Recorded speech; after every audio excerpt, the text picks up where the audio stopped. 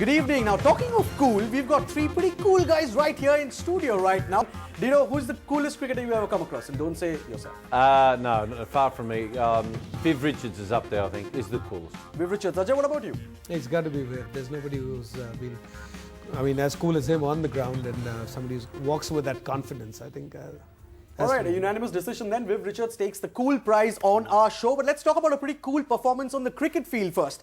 Zimbabwe had beaten Australia only once from 27 encounters before this particular match. That stat now stands at 1 win from 28 games. All right, a quick look then at the scorecard post that match. And Michael Clarke, courtesy his 58, is now just 14 runs away from completing 6,000 ODI runs. Shane Watson, 79, is incidentally his highest World Cup score till date. Australia's World Cup winning streak now stands at 24 matches.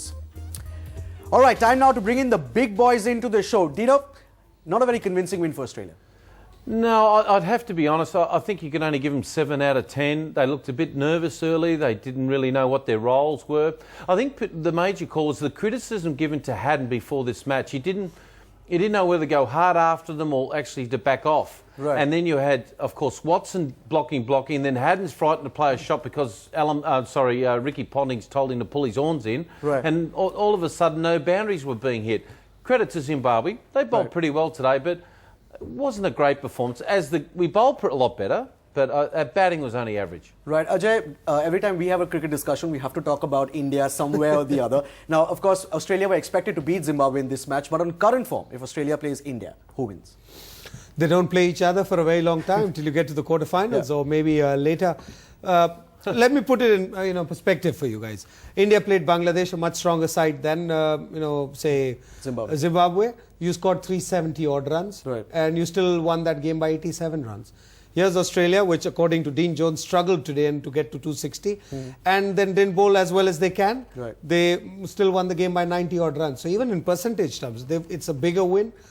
And this Australian side is a tough side. This is one side I keep saying. I mean, even in our preview show, I said I don't mind as the Indian team. I won't like to play Australia in the quarterfinals for sure, right, because I think that's a crucial game.